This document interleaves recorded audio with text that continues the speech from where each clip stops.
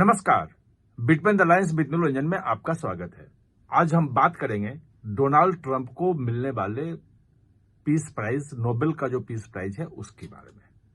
और 5 देशों ने उनके नोबेल के पीस प्राइज के लिए नॉमिनेट उनको किया हुआ है। सबसे पहले पाकिस्तान ने किया था, ऑफिशियल लेटर भेजा है। जो इजराइल है, वो नेतन्याहू प्राइम मिनिस्टर वहां के हैं, उन्होंने उनको नॉमिनेट किया है कि भाई इनको पीस प्राइज मिलना चाहिए।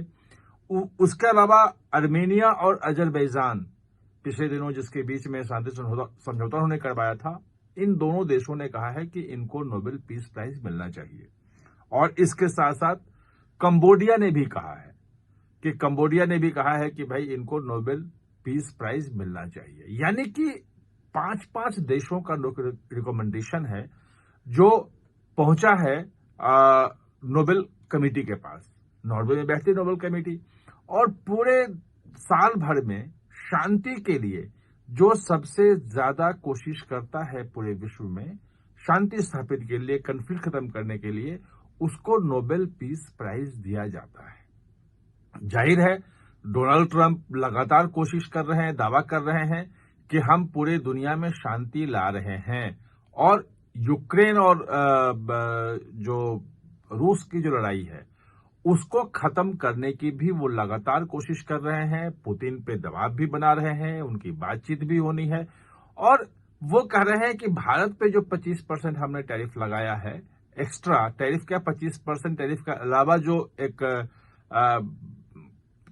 पेनाल्टी लगाई है 25% और की, उसके कारण से रूस जो है वो शांति वार्ता के लिए आया है। अगर यूक्रेन और रूस की शांति वार्ता हो जाती है, दोनों के बीच समझौता हो जाता है, युद्ध विराम होता है, तो भी उनका दावा और मजबूत बनता है। ये तमाम चीजें हैं। और जो प्रक्रिया है नोबेल प्राइज तय करने की, उसमें यह भी है कि कोई एनजीओ है इंटरनेशनल, कोई देश है, वो कोई है, इस ढंग से उनके नॉमिनेशन की बात है। इसमें तो 5 देशों ने नॉमिनेशन कर रखा है कि भाई इनको मिलना चाहिए। अब इस मामले में नोबेल की जो कमेटी है जो पीस प्राइज तय करती है, और अक्टूबर में इसी साल, अभी अगस्त चल रहा है, तो अब 1.5 महीने बाद ही नोबेल के पुरस्कारों की घोषणा होनी है। जाहिर है कि किनको दिया जाए उस पर बातचीत शुरू हो गई है। और उस बातचीत में वो जो चर्चा है, उसमें जो 5 देशों का जो नॉमिनेशन रखा गया है, वो ट्रंप पर भी उसमें विचार हो रहा है। लेकिन जो फैसला है उसमें एक बड़ी अड़चन आ गई है। बड़ी अड़चन जो ये है वो ये है कि जो भारत और पाकिस्तान के बीच में जो युद्ध रुकवाने के लिए, मतलब ऑपरेशन सिंदूर को सस्पेंड करवाने के लिए, जो लड़ाई चली रुकवाने के लिए जो दावा किया है ट्रंप ने, और लगभग 30 बार दोहरा चुके हैं कि मैंने ही ये समझौता करवाया है और शांति स्थापित की है 2 न्यूक्लियर देशों के बीच में। और जो आसिम मुनीर हैं, जनरल फील्ड मार्शल के हैं, उन्होंने कहा है कि हाँ, सचमुच में ट्रंप के कारण ही ये हुआ है, और बाकायदा खुद बोला भी और पाकिस्तान की तरफ से चिट्ठी भी भिजवा दी। ये सब तो ठीक है, खैर भारत मना कर रहा है कि भाई इस ढंग की कहीं कोई बात नहीं हुई है। प्रधानमंत्री मोदी संसद में साफ साफ बोल चुके हैं कि उस दौरान और उसके बाद 16 जून तक ट्रंप से उनकी कोई बातचीत नहीं हुई है। जो युद्ध विराम कहें या उसको जो भी कह लें, ऑपरेशन सिंदूर जो सस्पेंड हुआ है, वो सिर्फ और सिर्फ पाकिस्तान के डीजीएमओ के रिक्वेस्ट था कि ये सस्पेंड करें, हम लड़ाई नहीं चाहते हैं। और उसके रिक्वेस्ट के बाद ये सस्पेंड करने का फैसला लिया गया कि ऑपरेशन सिंदूर सस्पेंड करते हैं। और जो भारत की सेना को जो टास्क दिया गया था वो पूरा कर लिया, और पाकिस्तान इसके लिए सीज फायर के लिए अनुरोध करने के लिए मजबूर हो गया था, क्योंकि उसके F-16 विमान के हैंगर तक, मतलब F-16 विमान भी तबाह हुए। जो वायुसेनाध्यक्ष ने पिछले दिनों खुलासा किया कि वो हैंगर में आधा हैंगर खत्म हो गया। तो कितने विमान F-16 खत्म हो गए आप सोच सकते हैं। 5 बड़े विमान गिरा दिए गए थे, और लगभग आधा दर्जन से ज्यादा जो उनके लड़ाकू विमान के जो हवाई अड्डे थे, जहां से उनको पट्टियां थी जो थी, उसको ब्रह्मोस ने बिल्कुल ध्वस्त कर दिया था। पाकिस्तान कुछ भी करने की स्थिति में नहीं था।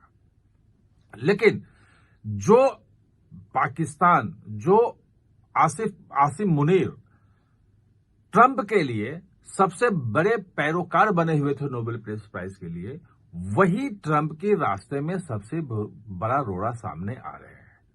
जो नोबेल कमेटी के सामने जो पहुंचा है वो जनरल मुनीर का पिछले दिनों अमेरिका में दिया गया बयान पहुंच गया है, और वो बयान जो है वो ये कह रहा है कि उनके पास न्यूक्लियर पावर है और वो आधी दुनिया को खत्म कर देंगे अगर उनके अस्तित्व पर संकट आया। नहीं, सीधे सीधे दुनिया को न्यूक्लियर धमकी दे रहे हैं, न्यूक्लियर हमले की धमकी दे रहे हैं। भारत को दे ही रहे हैं, पूरी दुनिया को दे रहे हैं।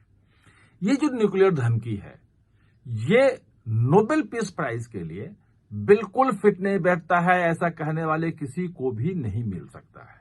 खैर, वो तो आसिम मुनीर कर रहे हैं, उसे ट्रंप का लेना देना, लेकिन लेना देना है, और ये मुद्दा वहां पे नोबेल कमेटी की बैठक में उठा है।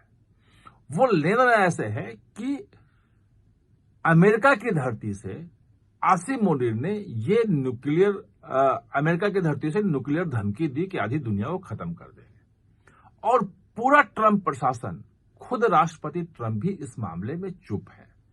इसका एक अर्थ ये निकाला जा रहा है कि कहीं ना कहीं से इस जो जनरल मुनीर का बयान है, इस बयान को ट्रंप का समर्थन है।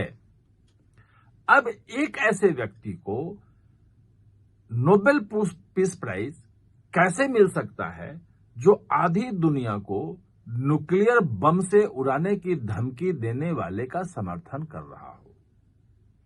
ईरान में जो न्यूक्लियर फैसिलिटी पे उन्होंने बम गिराया, जो किया, वो तो अलग है ही, वो मुद्दा भी है, लेकिन उसको न भी लें तो जो जनरल मुनीर का जो ये बयान है, आधी दुनिया को न्यूक्लियर बम से उड़ा देने की, परमाणु बम से उड़ा देने की, ये जो बयान है वो नोबेल पीस प्राइज के लिए बहुत बड़ी बाधा बन के सामने आई है। और नोबेल कमेटी जो है इस बयान को बहुत ही गंभीरता से ले रहा है। 1.5 महीने में वहां पर होना है। रूस और यूक्रेन के बीच में अगर समझौता करवाने में सफल भी हो जाते हैं, ट्रंप शांति स्थापित कर देते हैं, दुनिया के लिए बहुत बड़ी बात होगी कि इतने देशों में वो शांति स्थापित कर रहे हैं। उनको नोबेल पीस प्राइज के लिए सबसे उपयुक्त व्यक्ति वो हो सकते हैं, लेकिन जनरल मुनीर का एक बयान उनके सारे जो कोशिशों, सारे सपने, जो नोबेल पीस प्राइज पाने का उनका सपना था, जिसके लगातार वो कोशिश कर रहे हैं और खुल के बोल भी रहे हैं, उस पूरे सपने को चकनाचूर कर रहा है।